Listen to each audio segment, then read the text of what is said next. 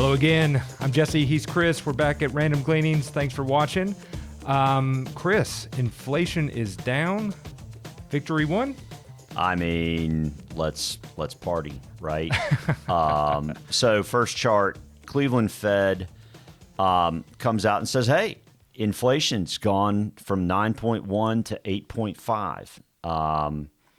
And I mean, yeah, that's a step in the right direction. Less bad equals good is what I was often taught in the equity markets with respect to earnings, et cetera. But for inflation, I don't know. I mean, right there in the tweet, they suggest inflationary pressures remain broad-based because of the median CPI. Yeah, so let's look at what median CPI is. So the definition of median CPI is to calculate the median CPI, the Cleveland Fed analyzes the median price of change of goods and services. The median price change is the price change. It's right in the middle of the long list of all the price changes, like energy, et cetera. So next chart, let's look at our friend Willie. CPI, indeed better than expected. Yeah, but he points out that, again, very much like what the Cleveland Fed said, the median CPI has been increasing for the last 12 months in a row, and it's at its highest level ever. So and so he goes on to say, I don't see how the inflation backdrop has meaningfully improved. So let's look at what CPI is made of. Yeah, I think it's at least healthy to kind of take a look behind the curtain because we hear a lot about it, and they're not equal. They're just not equal. That's just it. And so housing is the biggest component, and that's not just the cost of rent or mortgage or whatever, but fuel and insurance and all the components of housing. But it is an unequal weighting, and then you see that the remaining list there. The thing to me though, housing. I mean, Zillow shows rents year over year up 14.5%. Still, right today, right, okay, up 14.5%. So if 40% of that's made up of up 14.5%, some other things would have to shrink pretty hard to get those numbers to 8.5, right? And I think we've covered this before, but housing in particular, or shelter in this next chart, is understood, I think, by all economists to be a slow-moving drift up, just based on how they track that number. When you think about rents, maybe 1/12 of people who are renting are changing over every right. Month. And so you're not seeing those price increases happen all at once, but over time. Yeah, and that's a fair point. Mm-hmm. And so, that's just part of it. That one you would expect to continue to climb for a period to catch up to what you're seeing the evidence of on Zillow. So this is why this notion of the median is so interesting to me. Highlighted in green and red are the increases in gas in red in March and June, like major increases. And then in April and July, you see them falling off a fair amount, right? And yet you look at the number at the end of the day on the right-hand side in yellow. I mean, the numbers are big. They are big. They're super big. So just to say, hey, this is all over with is kind of hard to me. All right, so next chart. So I put a chart up here. DBC is the Invesco Deutsche Bank Commodities Index, right? And the first yellow line that you see on the left is an uptrend. And you see on the right-hand side, that yellow line's going down, right? I mean, commodity prices have fallen in the last 3 months, which is not inflationary. That's correct. That's correct. They're going the correct direction. They're down about 8%, somewhere in that neck of the woods. But the thing is, this is a one-year chart. So commodity prices are up 35% year over year, according to the index. And I think, you shared this next graphic with me, and I love it. Is that, we're at 8.5% off of 9.1. We were at 8.5% back in March, and people were apoplectic, right? So what does that mean?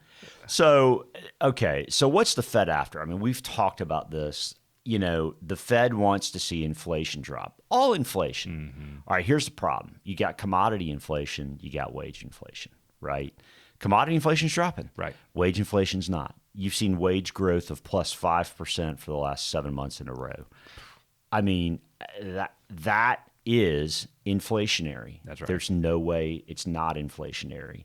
So next chart, I thought was pretty good. Hat tip to Nick Majuli. Just imagine that you were 200 pounds a year ago, and now you're 217 pounds, right? That's an 8.5% increase year over year. So what I mean, I guess that means last month you were 220 pounds and now you're 217, right? So Right. what would the doc say? Well, I mean, he'd say good start, right, on getting back to your target weight, but we're not there yet. Right. And I think that's the useful analogy here is that maybe if we were at 217 in March, we got up to 220, we kind of let ourselves go a little bit, and we've gotten ourselves back down. We're headed in the right direction, which is, I think, where you started this conversation. But in order to get back to a healthy weight, we've got some more room to go. That's right. So let's look at Fed Governor Neil Kashkari and his comments just the other day. So he's the doc getting us back to 200 pounds. He's the doc getting us back to 200 pounds. That's right. Or he's the Fed governor getting us back to 2% interest rate. Which is where he is. Which is Right. where the target is. Right. Okay. So look at what he says. By the way, Fed funds target rate now is 2.25 to 2.5. So just call it, 2 3/8, right? Right. I mean, that's where we are from a Fed funds rate. And their goal is to get inflation back to 2%. So how are they going to do it? Well, they're going to do it by raising interest rates, right? And so you look at the bottom of this graphic, Kashkari says he wants the Fed funds rate at 3.9% by year end. And here's what blows my mind. It's like the market is not, nobody's taking it seriously. Right. It's like they don't believe them. And so the adage, when the Fed is giving stimulus and all, don't fight the Fed, right? Don't fight the Fed. Buy stocks, don't fight the Fed because the Fed is, don't fight the Fed because they're the end all be all. Here is a Fed governor telling you that he believes the Fed funds rate needs to be 70% higher by the end of 2022. 4.5 months with 3 hikes remaining? 3 hikes. Right. Yeah. I mean, that's guns blazing in the analogy of don't fight the Fed. That is straight out guns blazing. Right. That's 1.5%, 1.75%. So 50, 25, and 25, which seems to be the narrative of the three interest rate increase hikes for the rest of the year, that gets you nowhere near 3.9. Yeah. It gets you maybe halfway there. So, and then 4.4 by the end of 2023. He's saying in here, it's a much more likely scenario. We will raise rates and then we'll sit there until we're absolutely convinced that inflation's 2%. Because if you go back and study the 70s, that's the big piece, right? Like they let off. They kept letting off and it kept coming back and it kept persisting. Yeah. Again, this is where I think looking forward is challenging right now because they've got a blunt instrument in which they can or have historically tamed inflation. Right. I think I've heard it stated that raising the Fed fund rate does not cool down in employment. Okay? Right. Doesn't cool down wage recession growth. does. Right. Right. The only thing that cools it is a recession. Right. That's right. That's right. exactly right. So. And in recessions, companies tend to earn less money, which affects their multiple. That's right. But let's talk about earnings themselves. Okay. Sure. So looking through the end of the second quarter, if we look back 4 quarters, we're looking at call it so earnings for the last 4 quarters, including Q2, which in June 30th, just call it 220, right? Okay. Mm-hmm. Basically, and today the market's trading right at dead on 42.30 as of this taping. That's a little north of 19 times earnings, right? Right. So what was the rule of 20? It was expected inflation rate plus multiple. Right. So 20 minus the 10-year inflation rate. Well, the 10-year inflation rate, according to TIPS, is like 3%, right? So that would imply that a 17 multiple is where we need to be. So if you look forward in terms of this quarter plus the next 3 quarters, basically expectations are around $245 on the S&P. So if you add up all the S&P 500 companies and you take their earnings for the entire year in terms of what's estimated, it's $245 combined, okay? So 4230 divided by $245 is 17 and a quarter times earnings that we're trading at right now. Here's the thing I can't shake, though. Okay, if you go from 1900 to 2021, and we shared this chart 3 or 4 months ago, I mean, you look at a CPI north of 6, and markets traded at 13 times earnings, okay? And that's the average across all periods from 1900 to 2021. If you get 5 to 6%, which we may get to, okay? Like by the end of the year, is it possible? I think so. Maybe. Possible. Okay. But you're still nowhere near, 5 to 6%. You can see on screen, 15 times earnings, right? Okay. Well, 15 times earnings is still like 3,300 on the S&P. I mean, it's a lower number from here. Now, if you look forward, it may be a slightly higher number, but at the end of the day, it's lower than here. That's the difficulty. That's the difficulty. We've seen a bit of a breakout off the June lows, and the lowered CPI number that just came in this week had a bit of a rally behind it.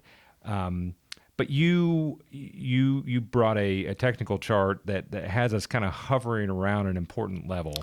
Yeah. So on a 1-year chart, if you look at, well, really it doesn't matter if it's 1 year or otherwise, from the top at the very beginning of January to the bottom in mid-June until now, I mean, we are sitting technically smack dab right in the middle of the chart, meaning we've recovered half. Right. Half. So that leads me to the question, Jesse, are you half empty or are you half full? I tend to be an optimist, but in the short term, I'd just say I'm a half glass of water. Yeah, I mean, I'm open to the glass being fuller. I'm open to the glass going the other direction. I just need some more evidence. I think we find ourselves in a bit of no man's land because that 50% level has historically been a pretty good gauge of a bull or a bear market rally. If it gets there and kind of hovers. Or, if it breaks through, there's another piece of evidence. But again, you've drawn a yellow trend line. We're not there yet. No, we're not. And by the way, we have gotten there on the NASDAQ and on the Russell 2000 small caps. But the question is, will that hold in the long run? And, the Fed's telling you they want evidence. I think we'd kind of like to have some evidence. I think that's right. Too. That's right. Because, I mean, everything you see with respect to inflation implies this is going to take a little while. Yeah. And it's not a quick fix. And I'd love to just reach the moment of less bad equals good. And that's all there is to it. But the challenge is, when you've had wage growth up plus 5% for 7 months in a row. Adding jobs. And adding jobs at the same time. The unemployment rate went down. Right. That it doesn't solve the problem that the Fed, I think, is ultimately trying to solve. At least the conditions don't solve it. So the probability of their soft landing is very complicated right now. It is indeed. It is indeed. That's all I got. Once again, just want to encourage you all to subscribe, hit the bell. We'll hit you when we put something new out if you've done that. But just very much appreciate you all following us and share your comments. We'd love to hear from you. Thanks as always.